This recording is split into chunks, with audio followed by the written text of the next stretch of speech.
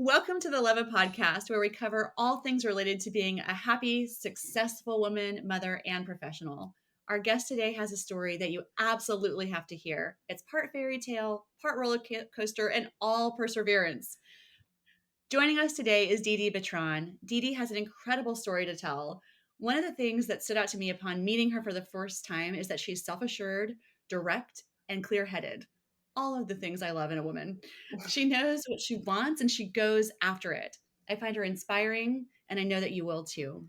Today, we'll touch on how Deedee became a lawyer, the BRCA gene mutation that she has, her journey through IVF, surrogacy, miscarriage, and ultimately the birth of her two children. Without further ado, Deedee, thanks a ton for your time today. Thank you so much for having me. I really appreciate it. Yeah, it's a pleasure. So you told me you're a lawyer, but I know your journey to become a lawyer was maybe not so straightforward. How did you decide on that career path? So, man plans and God laughs, clearly. My father is one of the best litigators I know, and he always, raised me saying, "Oh, you'd be a great lawyer." And I always looked at him and said, "I'm nothing like you. I never want to do law. I want to help people and do something medical. What you do is not for me." And at the end of the day, he was so right, but I needed to find that out on my own terms. So I wanted to be an audiologist. Those are the people, who test your hearing. They tell you raise your hand when you hear the beep, and you do your hearing tests at school. I loved communicating with deaf people and helping the deaf population. I took endless semesters of sign language when I was an undergrad at the University of Florida. And I really enjoyed working in the Cochlear Implant Center. So I went to a graduate program to get my doctorate in audiology. That's awesome. And the biggest surprise in my life happened there, with the exception of my children. I was accused of cheating. And I don't cheat. I've always been a really big nerd. I love academia and studying, and you only get one reputation in this life. And if somebody messes with that reputation, tries to tarnish it, it's it's incumbent upon you to really make sure that you defend that reputation. So Yeah. I ended up telling my dad, I said, "I'm no cheater." And this teacher said that we were all plagiarizing because me and a couple of my friends who were in this program with me were doing our labs together. And of course, we had all the same lab findings. If, three people troubleshoot the same hearing aid, of course, we're all going to have the same results. And she gave Yeah. us an A plus for 3 months doing this, type of work. And then on the fourth month, she said, "Oh, wait, you're all working together? You fail." And I said, "But you knew we were working together. All of our lab work says I worked with, so and so and so and so, and we found this, and I'm not a cheater." So my dad said, "Well, if you in your heart believe that this was false and that you're being falsely accused, go defend it. Have fun." And I said, "All right, teach me your ways, Dad." So he taught me some legal terminology, and I prepared. I made binders, and I went before a committee, including the dean of the medical program and a bunch of her peers, a bunch of professors. I got them to overturn her accusation. They also agreed it was baseless, and I cleared my name. And I looked at my dad and I said, "Crap, you were right." And he started laughing. He said, "What do you mean?" And I said, "I always thought I wanted to do audiology, but I had more fun in there defending this case. That was so much fun. It was such an exhilaration." So I looked at him and said, "I have to go to law school now, don't I?" So I took my finals in that audiology doctorate program, made sure, that I passed my exams and everything was squared away. That was in May. And then I studied for 2 weeks for the LSAT, because I took the June LSAT at the last second. Got my scores in July. Thankfully, I knocked it out of the park. The next day, I got accepted to FIU Law on a full scholarship. And so I started the next month in August in law school. And I never looked back. I'm so happy. That's amazing. So no kidding. Your story gave me chills as I was listening to it because it is so interesting how you were following your heart and going in the path that you wanted to go in, but then clearly there was a different path for you and it was the Divine right path. intervention, for sure. Yeah. Yes, That's yes. amazing. I'm I very glad that I was accused of cheating falsely and that I was able to find my own path on my own terms. I think that's fantastic. I love that you stood up for yourself. I love that you didn't accept it, that you didn't just, even just let it roll off your back. You said, "No, I'm going to fight this." I Yeah. think that's a really good message that people need to hear in general. You don't have to take it. Especially when you're a student and there's the power dynamic of a professor might seem, more superior to you, but at the end of the Mhm. day, if something's wrong, speak up. Absolutely. Absolutely. Well said. I love it. Okay, changing gears. Have you always wanted to be a mom? Absolutely. I came from a family where my parents were divorced, and then I was lucky enough where they both found love again and remarried and had a bunch more kids. So I actually have five younger siblings, but the age gap is pretty wide. Like I have a brother that's 21 years apart from me, and Oh, he's only wow. 12 years old. Yeah. So I kind of grew up in this weird, am I an aunt? Am I a big sister? Am I kind of pseudo second mom sometimes? I always wanted to have a family and build a family of my own and take care of little ones. It's just a dream come true. That's wonderful. So you didn't go the traditional route as far as becoming a mom. Far You from. decided to go you went through IVF and all of that. Like, tell us about your journey and why did you go down that path, and maybe a little bit about like how that all went, since you have a very unique story. Okay, sure. So I found out I have the BRCA mutation when I was 22 years old. And the reason I got tested is because my mom had tested positive for it, and her mother and her aunt and her grandmother had all battled breast cancer. So the gene is strong. There's a very strong family history. I wanted to be responsible, and that's why I got tested. I was devastated when I found out I Yeah. had BRCA because it increases your breast cancer risk exponentially, and also your ovarian cancer risk. So I started researching because, like everything in life, you give yourself time to process, to cry, let it out. Yeah. And then, like everything in life, you kind of have to pick yourself back up and, wipe the cookie crumbs off of your face and figure out how you're going to tackle this situation head on. I mean, at the end of the day, there's a problem, go fix it. And Yeah. I started researching if there was a way to avoid passing on my BRCA mutation to my future children. And there actually is. It's through IVF. Most people know IVF as a way for people who are struggling with infertility to Yeah. try to have children and grow their families. But IVF also has a really cool process. It's called PGD, or at least when I did it, it was called PGD. Sometimes they change the acronyms around, where they can screen each embryo. So if you have a gene like I did with the BRCA mutation, what they would do is they would mix the egg with the sperm and then form embryos. And then they can test each embryo to see which one has the BRCA mutation. It's fascinating. And then if Wow. you choose to, you can place an embryo without the BRCA mutation inside your uterus with the hope of getting pregnant. So that's, not the traditional way most people try to get pregnant. Most people, there's romance and there's candles involved, hopefully, and all that good Hollywood stuff. But I really wanted to make sure that I tried my hardest to not pass on this mutation to my children. So that's the route that my husband and I took, and it worked. It was very exciting. I became pregnant. The IVF process was grueling, and I was over the moon excited because, after all those shots in your stomach and your rear end and all the blood work, and I was finally pregnant with an embryo of ours that did not have the BRCA mutation. Um, that cloud nine, might have lasted, I want to say 9.5, 10 weeks. And then at my first ultrasound with my OBGYN, because you're followed with your IVF clinic until there's a very strong heartbeat, and then you graduate to your Yeah. OBGYN's office. Unfortunately, the heartbeat stopped. Ugh. So I was a mess. I remember I had my mother-in-law in the room with me, my grandmother, my husband, my father-in-law. We were all so happy to have finally made it this far, and it felt like all my walls just came crashing down. Um, it sucked. Yeah. And my husband and I tried really hard to process this. And eventually, after a few months, we said we're going to try again. And there were complications following that miscarriage, unfortunately, which left the lining of my uterus to be too thin to carry another embryo. I had multiple DNC procedures to remove the fetus, and it was just a big mess. So I said, okay, does my journey stop here? I would love to be a mom. And I tried being responsible to find a way to not pass on my gene. but now somehow I've messed up my own uterus. So where do Oh, we go from here? And we still had some embryos frozen. So my doctors, my IVF doctor said, why don't you explore surrogacy? So we decided, okay, all right. I always fantasized about carrying my baby and feeling the kicks. So that was something I had to get past in my own head. But eventually I said, okay, I can learn to trust the right person. As long as, they don't do anything crazy, like go out to nightclubs and, drink a ton of alcohol and party on rooftops and whatever, go into labor there, I think I can handle this.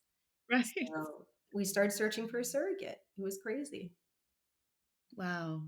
That's amazing. I mean, that's already quite a roller coaster ride that you were on.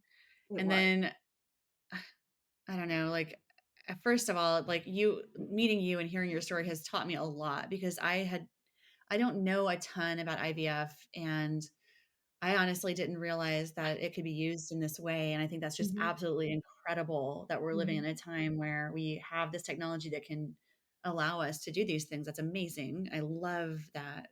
It's so cool. But right, it is so cool. Mhm, And then the heartbreak of the miscarriage I mean, hearing your story and hearing it now, especially knowing that you had so many of your family members in the room with you and you were all looking forward to that and that happened. mhm. I mean, I'm sorry. I'm It really sorry you had to go through that. it was awful. And I wish that I knew then what I knew now, because I was in such a dark place, and I never thought I was going to become a mom after that. It was just devastating. It was only a short time period. We Yeah. didn't even make it out of first trimester, but because when you're doing IVF, you're so invested in it in every way. I mean, physically, mentally, financially, everything, Yeah. that it feels like you're pregnant longer because you're doing all these shots beforehand. They have to harvest your eggs. They have to do all these tests on you. So you really feel like it wasn't just, 9.5 to 10 weeks or so. It really felt like it was much further along. Yeah, of course. I mean, you're so invested in the process in so many ways. Hmm. Um, how I guess if you let me take a step back, how long did the entire process last? The IVF process. Yeah. So for every person, it's different. Some people, it can take longer to get eggs. Everything in the IVF process, you kind of hold your breath and you just pray you even get to the next step. Like nothing's a given. Yeah. So first, they do a bunch of screenings of your body to make sure that there isn't like a blocked fallopian tube or things like that. So that in itself can take a couple months, because if they find, like they found a polyp in me or something, they have to take it out and do a bunch of other stuff. Then there's a bunch of blood work that they have to run, and then you inject yourself multiple times a day to grow your ovaries, Oh, to wow. grow eggs in your ovaries. So supposedly it makes your ovaries grow from the size of, like, I think ovaries are pretty tiny, chestnuts or so, to the size of grapefruits. That's what my doctor had told me. It's pretty Oh my uncomfortable. goodness. And then they take out your eggs, and they mix it with your partner's sperm to create embryos. So that in itself can take a few months. It really just, it varies so much. I have good friends who have diminished ovarian reserve, so just that process, getting eggs itself, can take years. It Oh just my varies goodness. tremendously. For us, it took about 6 months. Wow. Yeah, that's a massive amount of time and Yeah, effort. yeah. So So you went through all this mhm, and sorry, just one more thing. When you mentioned being in that dark place and kind of wishing you knew then what mhm, you know now, it feels like more and more lately I'm reading things or seeing things, and maybe it's just because it's something that I need to hear right now. mhm, Um, that idea that like you can't always trust what your mhm. brain is telling you. And so many times in life we make the mistake of believing our own thoughts as fact, So right? When true. they're not, they're just our thoughts. Yeah, So, yeah. And yeah, just having absolutely. faith that it's going to work out. Yeah. 'Cause I had at multiple points I had given up. So I'm Yeah. very grateful that we didn't actually give up. Yeah, absolutely. So tell us about surrogacy. Like, what was that process like once you decided you were going to do it? And know you've told me there are numerous paths. Yeah, There are lots of different paths that you can take. we could do a What did whole you explore? podcast just on surrogacy. Yeah, Oh my probably. God, it's like its own little world. It's wild. So we decided to pursue surrogacy after multiple IVF doctors said that my uterus was, the lining of my uterus was too thin to carry my own child. And there's two different routes that you can go for the most part. You can hire an agency, and there's so many agencies out there. I mean, if you Google surrogacy agency, a million names are going to pop up. Their fees can range anything from like close to $10,000. I've seen some that are over $30,000 Oh, just to wow. help connect you with a surrogate and kind of be your emotional cheerleaders through the process. And then you can go the independent route, which means that you find your own surrogate. You don't pay someone to find her for you.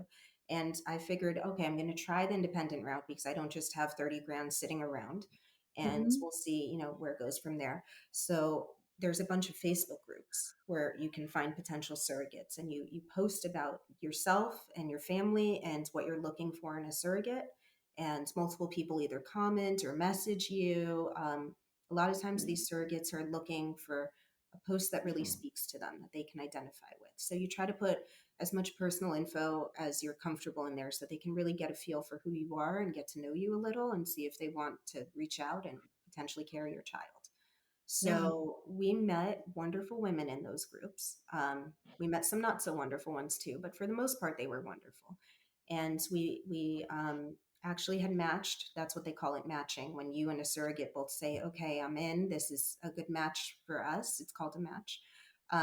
We flew in four different women to our IVF clinic in Florida, and they came from all over the United States. And we had our IVF doctor check their uteruses. That's part of the process. Is your IVF doctor needs to bless their uterus before they will agree to put one of your embryos inside of there. Given that it's very expensive. I mean, each time that they collect your eggs and they make embryos and they screen them for the BRCA mutation, it's over $10,000.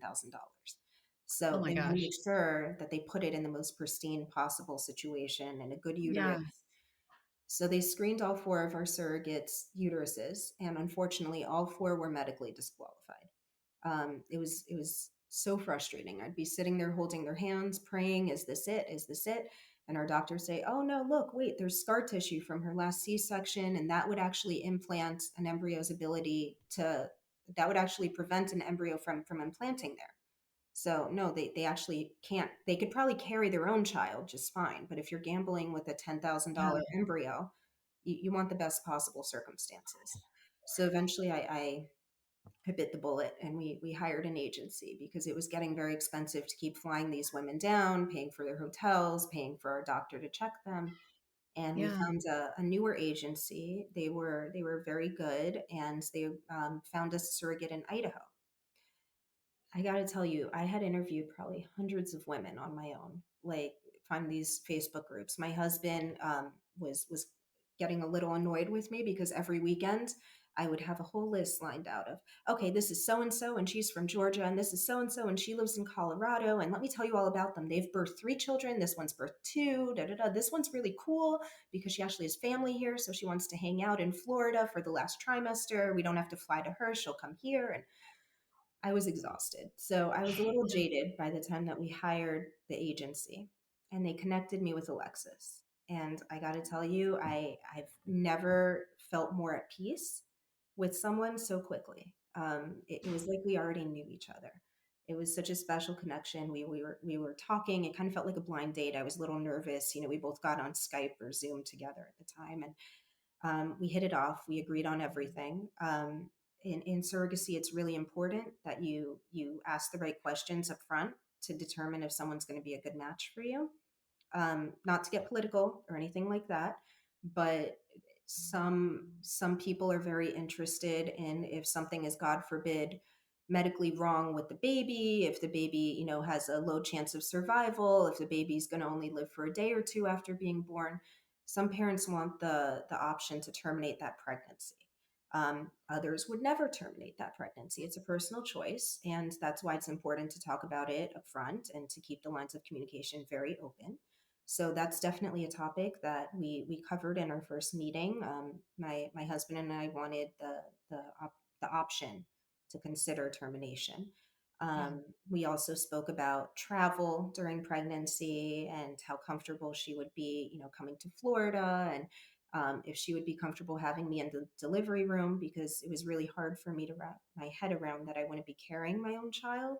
I wanted to at least be a part of that birth. I wanted to see my baby's, eyes and first cry. I wanted to hear, and I wanted to hold him or her. I wanted to participate. And there's some surrogates who are all for it. They're like, come here, hold my hands. We're going to be in it together. And there's other surrogates who are more private and say, I actually want my partner there, my husband, or my, mom there with me because I'm the one giving birth. So we covered all those topics. Alexis was fantastic. And we flew her in to our IVF clinic in Florida. And when he cleared her and said, "Your uterus is beautiful," we both started crying and holding each other's hands. We were running around Miami afterwards, celebrating, eating all this yummy food together, and it was a very exciting, good time. So once we found Alexis, we felt a lot better about life. Let's just say that she was a Yeah, breath of fresh air. that's amazing. Yeah. So, okay, tell us about so we talked a little about the costs. I had a note here. We should talk about the total costs Hmm. of the surrogacy process. Do you feel comfortable mentioning what that was? Of course, of course. So, Okay. disclaimer, unfortunately, the attorney in me needs to, be like this.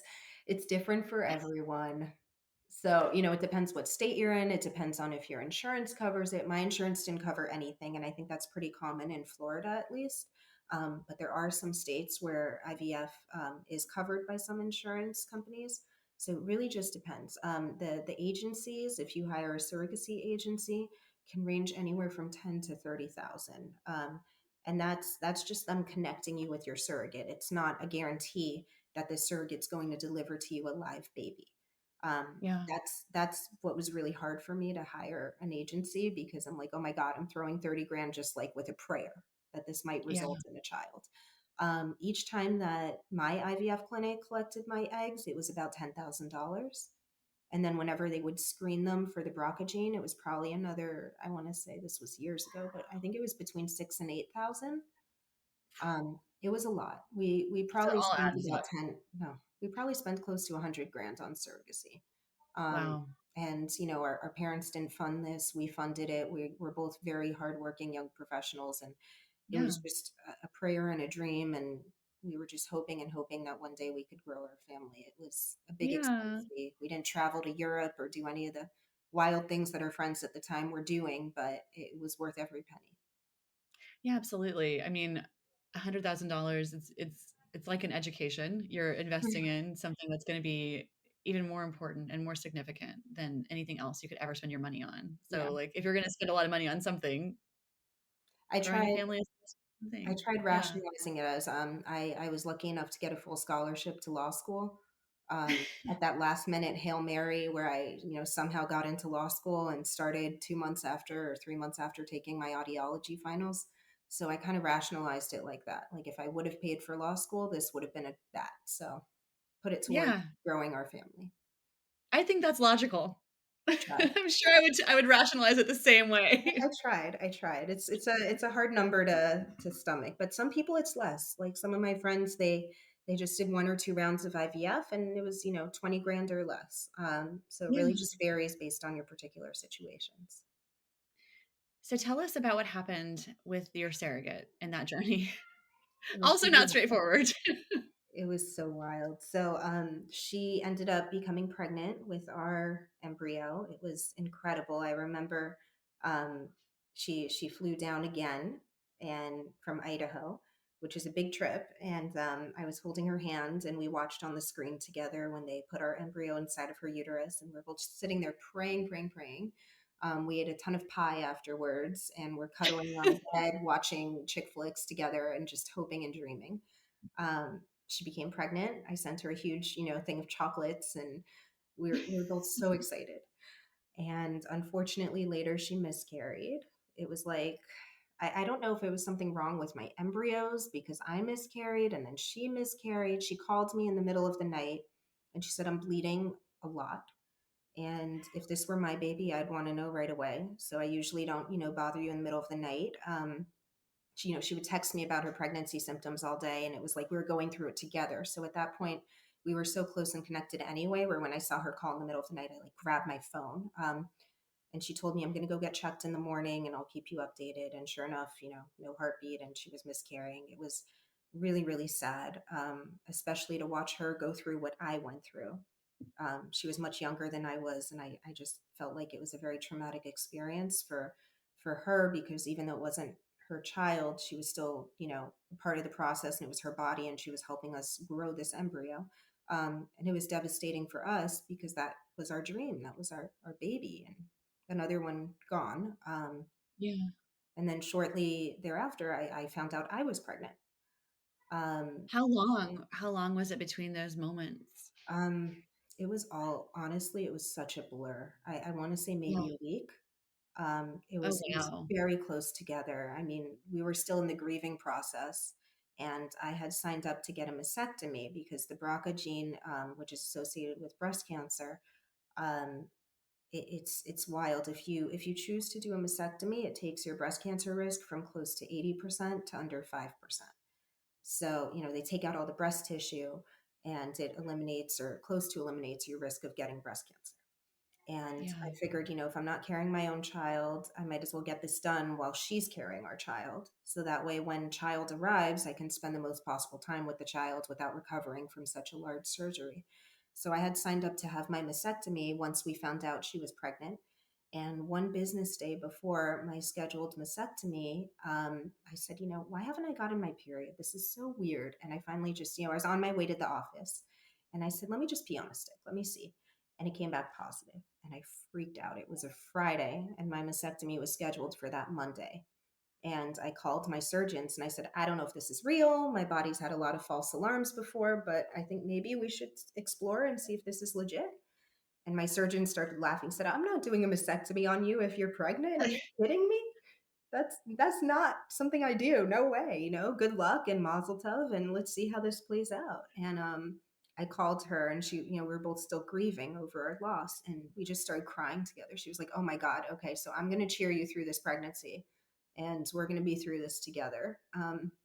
Not quite how we envisioned it, but it definitely Wow. worked out for the best. And that little embryo that ended up in my uterus somehow, some way, ended up becoming my daughter.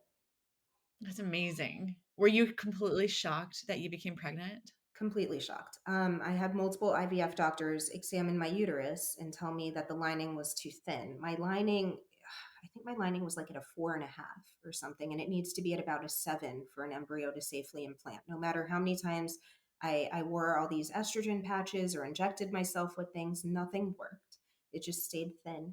And then I went to go check my uterus with my OBGYN, and it had just hit a 7 in one spot, and that's where the embryo had implanted. The embryo was hiding in the one little spot in my uterus, which was just thick enough. And that stubborn, determined, amazing, creative little embryo became my daughter. It gets me every time because I'm just thinking, like, what are the freaking chances of that? It was incredible. Right. Yeah. Yeah, it's amazing. So It's amazing. that's my Ellie. So great. Okay, so tell us about your newborn journey. How did that go? You've gone through all this. Thank goodness everything worked out well in the Yeah. in the end here, and you didn't have the mastectomy, and you delivered your baby. And how did that moment, like you became a mom, how did that change your life?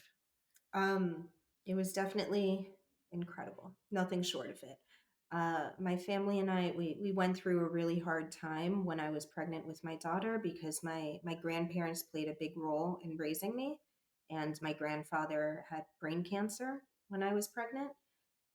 So I was, holding his hand when he passed away and feeling my daughter kick inside my belly. It was crazy, and he ended up passing away 3 weeks before she was born. So I wanted to make sure that our family had something happy and that we could all rejoice in this birth because we had been through hell and back losing him. Yeah.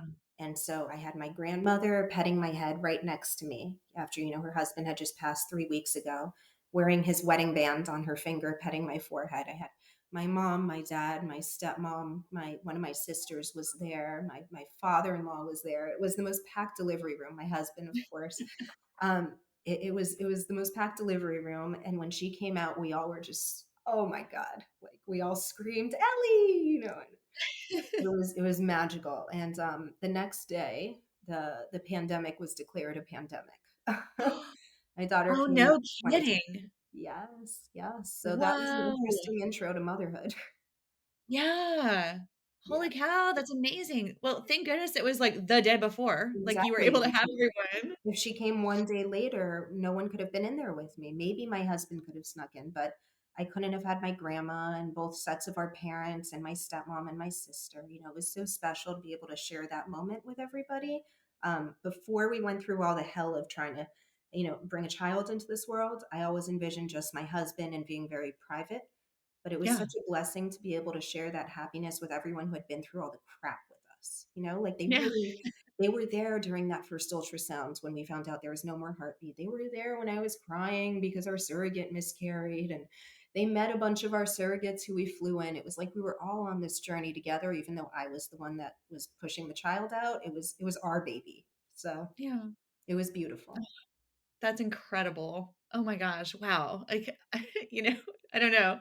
I know some of your story, but now hearing it, I'm like, man, it really is. Like, this needs to be a movie. If there were movies made about women trying to have babies, your story should be a movie. And there really should be, honestly. Thank This could be you. quite the action drama movie. I couldn't agree Wow. with you more. I was living through it and thinking, is this even real life? I mean, I can't believe I'm Yes. holding a real child after all of that. Like she's here, she's finally here. And then the pandemic threw a little loophole in my plans. I always envisioned having that village and mommy and me classes and going to all sorts of things, and meeting all new moms and just a sense of community. That's why your app is so important, by the way. I love that you have it at your fingertips, that you can keep track of things, that you can connect, and you can see what other moms are going through. The pandemic was so isolating. Yeah. A blessing in disguise for me because I was able to breastfeed my daughter. Obviously, that was a blessing because I was scheduled for a mastectomy. So I wouldn't have been able to breastfeed her if I found out about her later. She probably wouldn't have even existed if they had me under anesthesia that long. I probably would have lost that baby. But Wow. I was able to breastfeed her. I was able to be home with her to really savor those moments, to soak it all up. Every second she was mine. We didn't have the million cousins coming to knock on the door and somewhat interrupt. Even though I love when the cousins come now, it was just so beautiful to just have that stillness and that peace with my newborn that we worked so hard to get and waited so long for. It Yeah. was a silver lining of the pandemic for sure. Yeah, absolutely. That's amazing. So I have to ask because breastfeeding is a huge part of what we work on at Hmm. Leva. So I always have to ask, like, did you have expectations around it? I'm Hmm. glad you were able to do it. Did it meet your goals? Like, how did that go? It was one of the most beautiful experiences I've ever had and the most challenging. Um, Yeah. my daughter's a piggy, so she popped out, she latched right away. It was a miracle.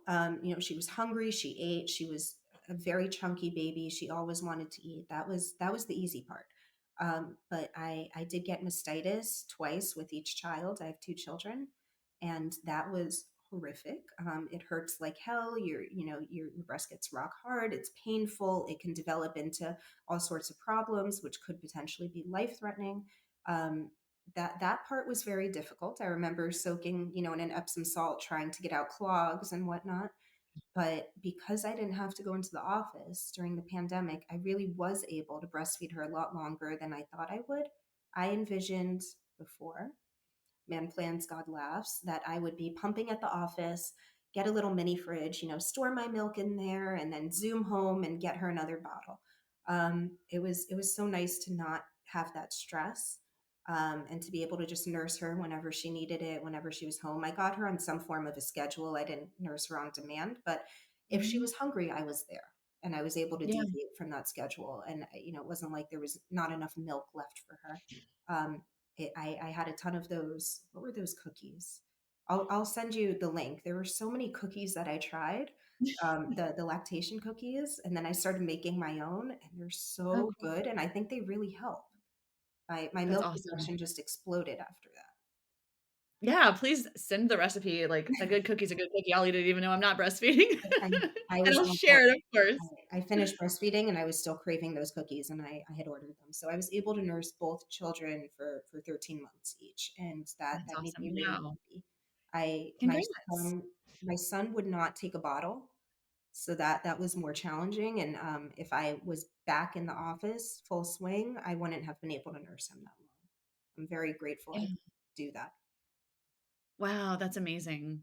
Um, sorry, one more comment about the cookies because our our nanny, when our baby was little, I mean, she's still actually, she's literally still here and our kid's almost 6, but, she would make cookies for me when I was breastfeeding because I was always trying to increase my milk supply, and she made these, like, no bake, like the protein balls, the peanut Yeah, butter ball type yeah, things. Oh my god. delicious. So, so good. Yes. Those are so yummy. Yeah, all the ingredients in those type of cookies are just delicious with the oats and the fennel seeds and all that. It's wonderful. Yes. So delicious. I love that it's something that's good that you can enjoy. Yes, Okay, tell me about you mentioned it a little bit, but tell me about how you went about balancing motherhood and your law career. Like those are both very challenging things. definitely. I just want to preface this with saying we're all winging it. Yeah. Someone might look like they're balancing it pretty well, and you have no idea what goes on behind the scenes. So I might show up to a deposition looking put together, and people have no clue that that's my third dress that I put on because my kid spit up on me, and then the other one felt the need to paint my other dress. But somehow, some way, people only see the finished picture. Thank God, and it's something for moms to keep in the back of their heads. I remember before I was a mom, I used to see these working moms who somehow just pulled it off, and I would look at them in awe and be like, how do they do it so flawlessly and look so calm? And I gotta say, most of the time it's an act. We're all winging it, we're all just trying to get by, and every day is a new challenge, a new hurdle. um, I called my boss when my daughter hit about 8 months old because she went down to one nap per day. And I called my boss and I said, I don't know what to do because I work when she's napping, but I don't know how to fit an 8 or a 9 hour workday into her 2 hour nap anymore. And I don't want to quit. I really enjoy working and I like using all the knowledge that I've built up and my skill sets and for refining my skills. But I'm not sure if I need to take a leave of absence. And my boss said, why don't you try working on a reduced work schedule? Apparently, there are a few other women in my firm. My firm is about 300 lawyers. We're in 8 offices across Florida. It's a big firm. And he said there are about 3 or 4 women in the firm. I'm not sure about the exact number. Talk to them. Here are some names. And I called them. I learned more about how they balance things, and the different arrangements that they had worked out with our employer. And I decided to try that. So I'm on a reduced work schedule. I don't bill the full amount of billable hours that full-time people do. But I'm still able to be a litigator. I'm still able to go to court. I'm still able to take my depositions and draft all my memos. I just have more flexibility, if that makes sense. I do less amount of hours. Yeah, that's amazing. I love that that option is out there. And I know for myself, I don't think I would ever even realize that or consider it or know to ask for it. So I love that you shared it. A friend of mine, which I didn't know when I had my baby, and I kind of wish I had, but Mhm, years later we were talking, and she told me that when she had her first kid, she went to like 50% of the time, like literally like they did a mhm, half schedule for her. And mhm. she was in like was like product management at this large financial services company. And I remember her telling me this and I was like, that's a thing? Like, you can do that? So I love when people share things like that because if we don't talk about it, we don't know. So the Exactly. fact that you were able to do that and there were other women at your company that were doing that and shared it with you is really wonderful. I'm very grateful that my firm offers these options and that they allow women that kind of flexibility. In reality, it's just a season of life. Yeah. I cry when I think about it, but my kids are going to be grown up one day. They're going to leave the house. They're or even not even leaving the house. They're going to be in high school, and they're not going to want to sit on my lap and hang out with me as often as they do now. So it's nice that I worked hard to get here in life in my professional world, and it's nice that I don't have to give that up and that there's a way Yeah. to make this work, which champions women and says go for it, do what you need to do with your kids, and you can still keep your foot in the door and still be a professional. I think that's beautiful. And I'm so grateful to my firm for giving me that opportunity. Absolutely. I love that. I feel like this goes together. I'm going to ask you maybe two other questions that are really related Okay. on the topic of working, what to ask for, what to know, how you did this. Like, if there's a woman that's either pregnant now or thinking about getting pregnant and just really overwhelmed by what that will mean for her career, Hmm. what advice would you give? If there's an HR person, talk to him or her and ask if the company, whoever you work for, even offers that opportunity. Some do, some don't, and it's their decision. But I think it's good for company morale and to keep good workers. It's a lot to train new people, to teach them everything, and it's if you have someone good, they're worth keeping on staff and working with them through this season of life. Yeah, absolutely. Definitely worth asking the questions. Find, if there's no HR person, find somebody who's somewhat the equivalent of that role. For me, I had asked the managing partner of my office, and he was very upfront with me. He said, "Look, I think this is a thing. Let's go explore it, see if it works.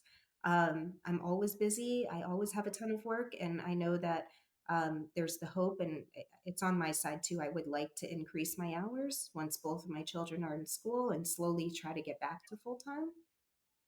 But I really hope that more companies offer that type of arrangement in the future. It's a great way to keep women in the workforce and recognize all the work that we do in and outside of the home. Yeah, absolutely. And honestly, now that I'm on the other side of corporate and doing Leva, doing a startup, feel more and more that a specific number of hours that a person works is so arbitrary. Hmm. It's such a weird, arbitrary construct. So, absolutely, flexibility is so important. I Hmm. love that. Thank you for sharing that. You're welcome. Um, any other advice as far as like IVF and surrogacy that you would tell moms to be, aspiring moms? So it's hard. It's easier said than done, but keep your eye on the prize. Know that while there are setbacks, there's still opportunities and there's still chances of becoming a mom. Some of the best moms aren't moms yet to children who are earthside. Um, I was a good mom fighting for my kids. I was a good mom dreaming of the kids. I was a good mom trying to protect them from this gene that scares the crap out of me. You're doing a great job, and keep your eye on the prize because there will be setbacks, and you just have to keep remembering why you're doing it and just envision it and pray. I love that so much. I love that you were a good mom before you were a mom, and I'm totally gonna use that as, like, a promotional clip, by the way, just so you know. I think it's so It's beautiful. true. It's true. What does a mom do? They look out for the kids. They try to protect them. I mean, at the end of the day, you're trying to make a child, and IVF is grueling. There's a million setbacks. There's all sorts of. There were so many times I walked out of that office and I just felt completely devastated. Like there was just no way I was ever going to become a mom. And it's it's hard at the time to remind yourself you got this. Yeah, It's absolutely. going to work out. Is there anything that we didn't cover that you wanted to cover? Well, I recently had my mastectomy. uh, Yes. that's a biggie. Another thing that I think we could do our own little segment on. I chose to have my mastectomy because my husband and I have our two children, and we're done having children at this point. We're very happy having two, and they grow up together, and they're very cute together. And now's the time to make sure that I take care of me. Yeah, Um, so my mastectomy took place a couple months ago, and I interviewed a ton of doctors. I'm very type A and control freak, and the thought of I don't even know how to say this in a better way. Amputating your breast, taking off your yeah, boobs. It's scary. Whenever I would talk to, women about what I was planning to do, my husband knew that we were talking about it because he'd seen me in a group of women in a circle and everyone would just go like this, like, everyone would be like, "You're doing that? Oh my gosh." Um, it, it's a decision that I have been, I made about 10 years ago when I found out I had the gene 11 years ago now. And I'm very happy I did it. It's great for my peace of mind. I want to stick around as long as I can for my children. When it's your time, it's your time. And if you're going to pass away. It is what it is. But if you are lucky enough to know that you have a gene that predisposes you to a certain type of cancer, it's imperative to look into what you can do about it. And I made sure to consult on my doctors for years. I knew exactly what to expect. I joined a bunch of Facebook groups where women had gone through the same procedure. And I'm actually having part 2 of my surgery in a couple of weeks. So right now I have expanders in. They take out all the breast tissue and they put expanders inside of you. And then over the course of a few months, they slowly inflate the expanders. It's the wildest process. They take like a big needle, like this big, with a bunch of water in it, and they inject it straight into you through your skin. Wow. You're awake, but because they took out all the breast tissue and it cut a bunch of nerve endings, you don't really feel it. Like I'm all numb on my chest. And they slowly inflate you to the size that you want. And then a few months later, they swap out the expanders for implants. A common misconception is that this is just a free boob job or a mommy makeover, and that drives me crazy. Years ago, when I thought I was going to have my mastectomy, before I found out about my daughter, I actually made a button-down shirt for the hospital that says "Not a free boob job." Oh, wow. Did Um, people actually say that? so many people Oh are my like, it's a mommy god. makeover, it's a free boob job. It's not. It's so when people have breast augmentations, it's a quick procedure. You feel better in a few days, maybe a week. They put an implant behind your breast tissue, and so it fits and it looks nice. I have no more breast tissue, so it's like a whole process to try to even make it look somewhat normal. And I had 2 drains coming out of each side of me. I had the drains in for about 3 weeks. It's the most uncomfortable. They pull. It hurts. You can't sleep well. It's so painful. I have never been in such excruciating pain in my life. But it's totally worth it. I'm fine now. I'm able to, pick up my kids finally. I had 6 weeks of no lifting my children. But now I'm able to jump right back in. I feel great. And I know that there is an under 5% chance now that I will get breast cancer. So it's all worth it. I want to be here. I want to stick Absolutely. around. I want to see my kids through college and, enjoy their weddings with them and take care of their children, God willing, one day. I don't want something like this slowing me down. So I'm very grateful to have a heads up about the BRCA gene so that I could do something about Yes, I love that. Absolutely. Yeah, and I've had a friend personally that had breast cancer and had to go through all of that, it. um, It's the removal same and then drain. surgery. You're right. Yeah. Yeah, It's the same thing as and it if you was had breast cancer. it was years. The process for her was years because she didn't go and get, you know, the reconstruction or whatever, like, Mm, right away. It was a long, she waited. yeah. And then I remember when she did, she was like, I went to visit her at home and brought her a care package and all that stuff. And she was just like, it's not fun, to your point. It's Not fun. horrible. I'm very pain tolerant. Like I've walked home on a broken ankle after jogging. I broke my ankle and like I walked a mile home. I was like, and I told my husband, like, I think I hurt my ankle. Can you check it out? He's like, you're going to the ER right now. um, I'm very pain tolerant, and that surgery kicked my butt. I mean, I Yeah. was lying there for 2 weeks in excruciating pain on so many different medications. It was just, Wow. but it's a short period if you think about the rest of your life not having breast cancer, so it's totally worth it to me. But that definitely kicked my butt. It was Yeah. really hard, and I miss my Yeah. kids. Well, more power to you, man. And I love that you're sharing that because I feel like, again, you're just providing lived experience and information and support for others that probably have to make a similar decision or at least be aware that things like this exist. Hmm. And there is something about breast pain that is just the worst in the world. Like you Hmm. said, and what you went through is obviously like next level, but I struggled with breastfeeding and the pain of that. I was like, how can this hurt this bad? Like I'm an athlete and I do all these hard things. Oh How? yeah, it's Yeah. a very sensitive area. I mean, it hurts like hell. I remember my son was a biter, and I was like bleeding and looking down at him, saying, "How are you so cute? And this is just so mean. What are you doing to me?" Exactly. But Good thankfully, thing I love you. he learned to take a bottle right as we finished breastfeeding. Thankfully, so that was No, amazing. Because I would leave that's him good. like I remember I was a maid of honor in my friend's wedding at one point. I left the poor kid all day with a babysitter, because my friend wanted me by her side from like the second she woke up until she walked down that aisle. And he wouldn't drink a sip of that bottle. He was just he only wanted to drink straight from the source, and no bottles allowed. So I'm very grateful that I could work from home and be able to do that and cater to his ridiculousness. It was a beautiful Yeah, bonding experience. that's wonderful. Yeah, And, I'm glad that you had the opportunity, and we should have the opportunity to do those things. So absolutely. I love it. What are your thoughts on what we're doing at Leva and our app and all that?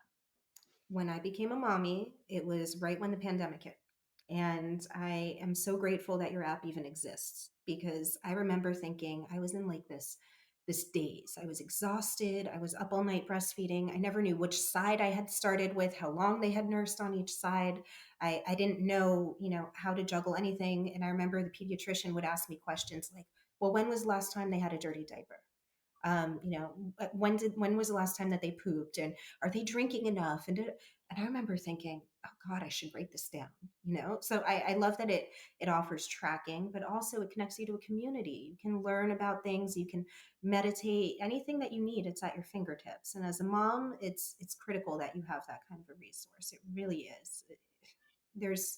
There's not enough people in this world who are able to give you that advice right when you need it, and it's so nice to be able to just search for it. It's right there on your phone, and you listen to it when you have 3 seconds of a chance.